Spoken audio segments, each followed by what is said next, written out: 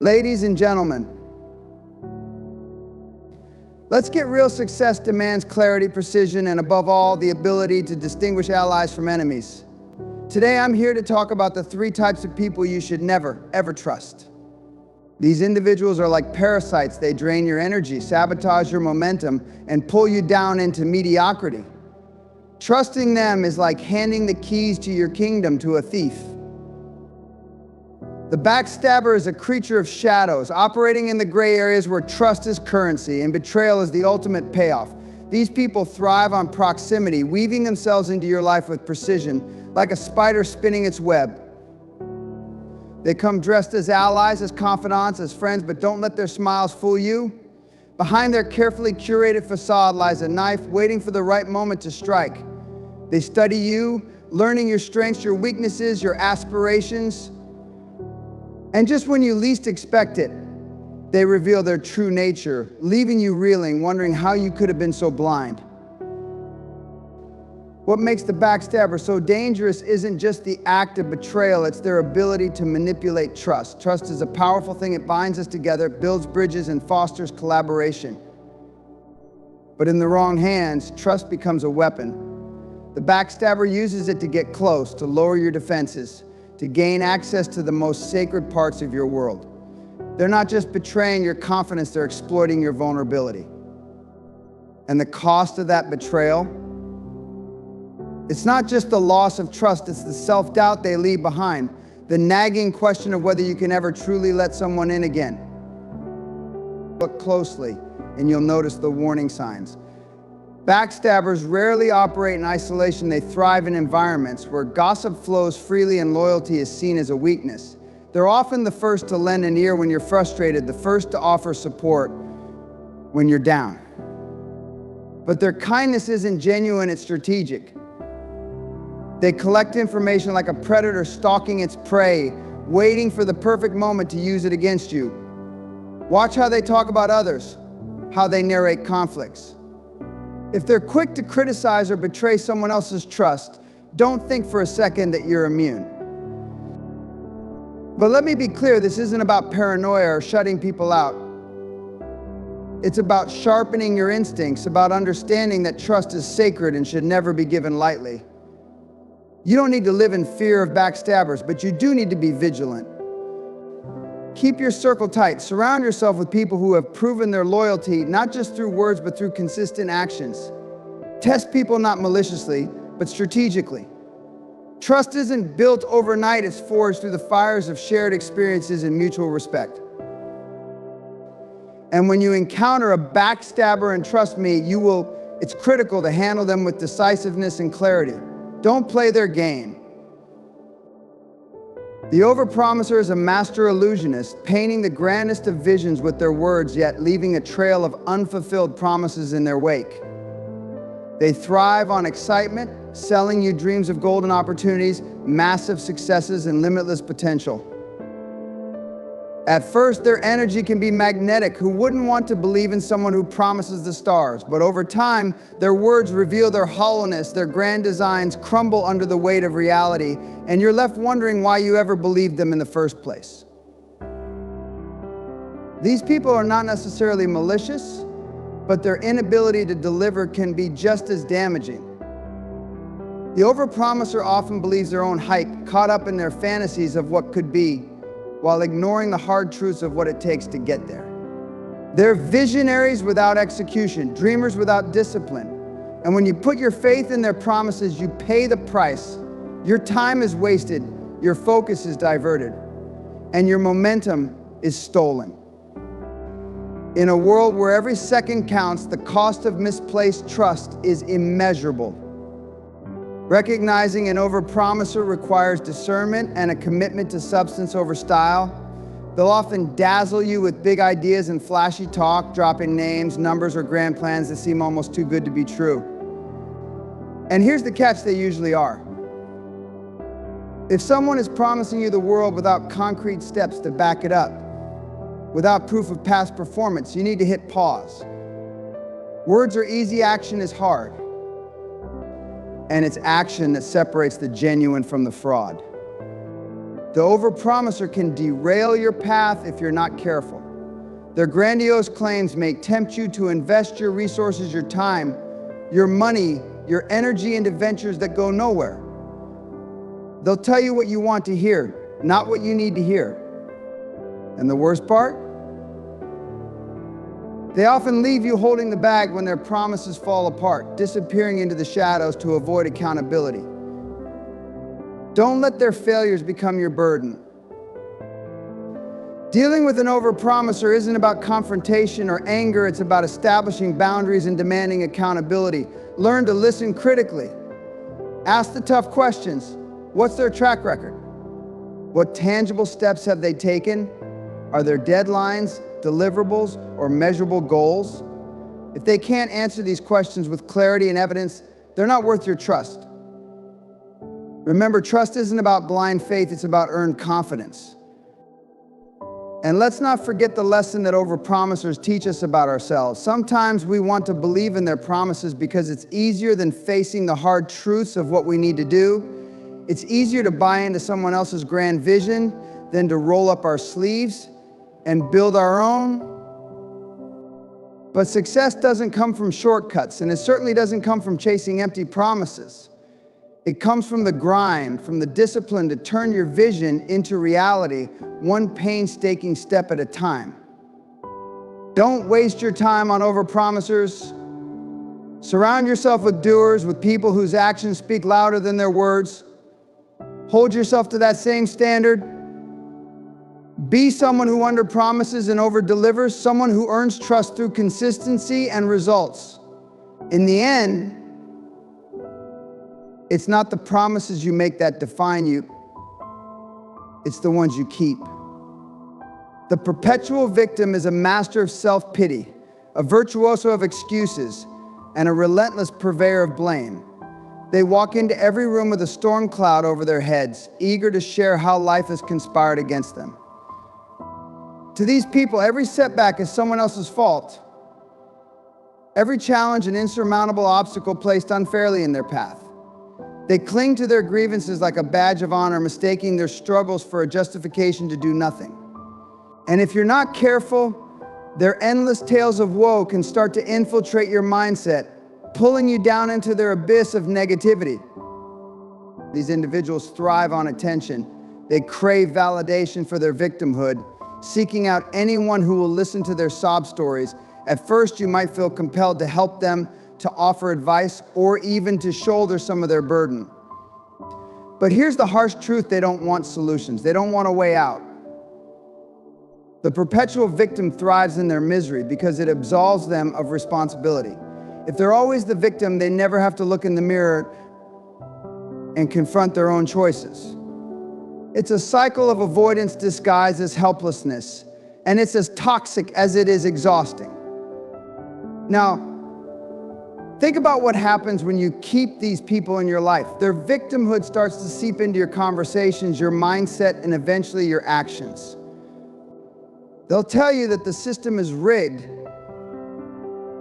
that success is only for the lucky, that trying harder isn't worth it because failure is inevitable. And if you're not vigilant, you might start to believe them. Their negativity is contagious, a silent virus that attacks your ambition, your confidence, and your drive. Surround yourself with enough perpetual victims, and you'll start to see excuses as acceptable alternatives to effort. But let me remind you of something: life is unfair. Yes, but it's unfair to everyone. The difference between winners and perpetual victims isn't the presence of hardship, it's the response to it.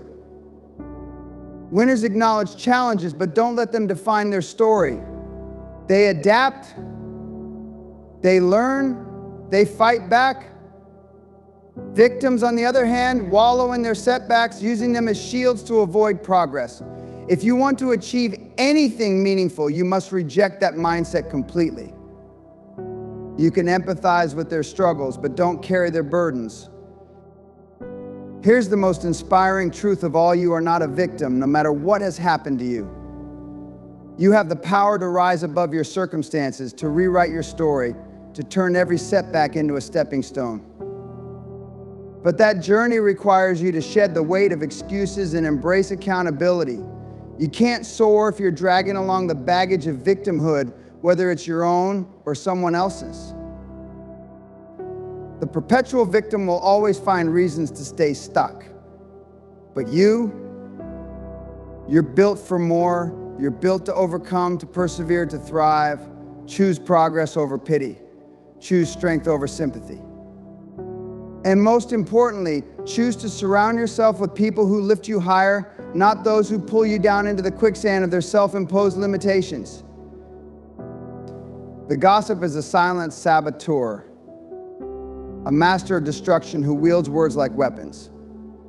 They don't attack you head-on, no. They work in whispers and rumors and carefully planted seeds of doubt. They thrive in shadows, drawing energy from drama and chaos. To a gossip, the truth is irrelevant, it's the reaction, the ripple effect, the power they gain by stirring the pot that truly matters.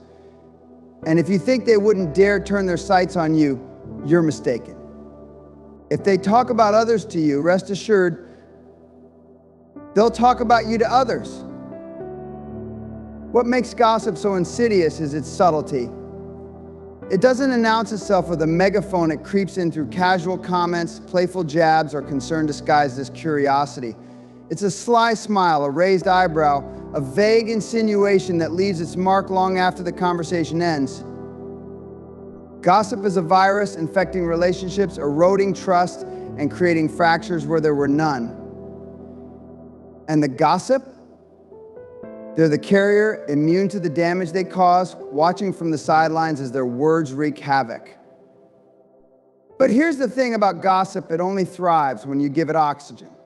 It needs an audience, a willing participant who nods along, listens intently, and fuels the fire. The moment you refuse to engage, to entertain, to spread the poison further, it loses its power. You have to become a firewall, shutting it down the moment it starts. When someone tries to drag you into their web of whispers, respond with silence or redirect the conversation to something productive. Refuse to be a part of their game. The most dangerous thing about gossip isn't the act itself, it's the culture it creates. In an environment where gossip is allowed to flourish, trust becomes a casualty. People become paranoid, relationships become strained, and progress grinds to a halt. It creates a toxic atmosphere where no one feels safe, where every word is scrutinized and every action is second-guessed. And if you allow it to take root in your world, you're setting yourself up for failure. But let me tell you something powerful: you control the narrative in your life. You decide what conversations you engage in, what energy you bring into your space, and what kind of people you surround yourself with. If you want to build something great, whether it's a career, a business, or a community, you cannot allow gossip to be a part of the foundation. Greatness requires clarity, focus, and trust, and gossip is the antithesis of all three. When you encounter a gossip, understand this: they're not just harming others, they're harming themselves. Every word they spread reveals their insecurity, their need for attention, and their inability to create genuine connections. They may seem powerful in the moment, but their influence is built on a shaky foundation. You don't need to confront them with anger or judgment. You simply need to rise above their tactics. Live with integrity, speak with purpose, and refuse to let their whispers define your actions. True leaders, true visionaries rise above the noise. They don't indulge in petty distractions. They focus on the mission, on the bigger picture, on what really matters. Be that kind of person. Set the standard. Build a reputation of trust, of loyalty, of strength. And let the gossips fade into the background, powerless in the face of your unwavering resolve. The opportunist is a master of disguise, a chameleon who shifts colors depending on the situation. They're not loyal to you, they're loyal to the moment, to what they can extract from it. They'll come into your life at a time when you're on the rise, when things are looking good, and they'll offer their friendship, their help, their support. But make no mistake, to the opportunist, you're not a person, you're a transaction. They see your potential, your success, your power, and they want a piece of it no matter the cost. Their loyalty is never about you, it's always about what you can do for them. The opportunist doesn't care about the journey, they care about the destination. They'll latch onto your progress like a parasite, draining your energy, feeding off your momentum, but offering nothing in return. They'll tell you what you want to hear. They'll agree with your ideas, and they'll do just enough to stay in your orbit. But don't be fooled. The moment you stop being useful to them, they'll move on. They don't care about the long-term relationship, they only care about the short-term benefits they can extract from you. Opportunists are charmers, smooth talkers who know exactly how to navigate the social landscape. They know when to speak, when to stay silent, and most importantly, how to play the game. They'll make you feel like they're invested in your success, like they're your biggest cheerleader, but their support is conditional. They'll push you forward when it benefits them, but the moment the tide turns, they'll abandon you without a second thought. You're just a stepping stone, a brief stop along the way to their own success. These people don't understand loyalty because they're always looking for the next best thing. They'll bounce from one relationship to the next, always searching for someone more powerful, more successful, someone who can help them climb the ladder faster.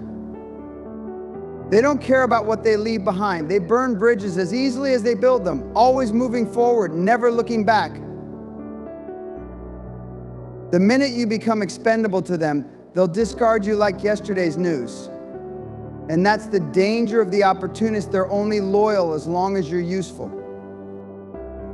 It's critical to recognize these people for who they are before they get too close, before they start eating away at your foundation. Watch how they treat others. If they're constantly using people, always looking for a way to benefit from someone else's hard work, understand this, they'll do the same to you. Your relationship with the opportunist is never about mutual respect, it's about what they can take, what they can gain. To deal with the opportunist, you have to be sharp, but more importantly, you have to be grounded in your own values. You have to know your worth and recognize when someone is trying to take advantage of it. Don't let them suck the life out of you. Be clear about what you're willing to offer. And be prepared to walk away when the scales tip too far in their favor. The opportunist game is about self-preservation at all costs, but you're building something bigger than that. You're creating a legacy based on integrity, vision, and true collaboration. So when you spot the opportunist, don't be afraid to cut them loose. Don't be afraid to put your energy into the people who see you for who you really are and are willing to grow with you, not just benefit from you. Let me leave you with this: success isn't just about what you achieve, it's about who you achieve it with. The people you surround yourself with will either elevate you or hold you back. You have the power to choose, to determine who gets access to your time, your trust, and your energy. The backstabber, the opportunist, the flatterer, these types will come and they'll try to pull you into their games, but it's up to you to decide, will you play their game or will you take control of your own? Your journey is too important, your dreams too valuable to be clouded by those who only seek to use you. Recognize the signs, protect your vision, stand firm in your boundaries. Because the people you trust today will shape your tomorrow. Be strategic, be wise, and remember that true success comes from building with the right people, people who bring integrity, loyalty, and true value to your life. Now go forward, protect your space, and make sure that the people you allow in are those who will walk with you, not walk over you. Your empire awaits. Build it with those who deserve to be part of the journey,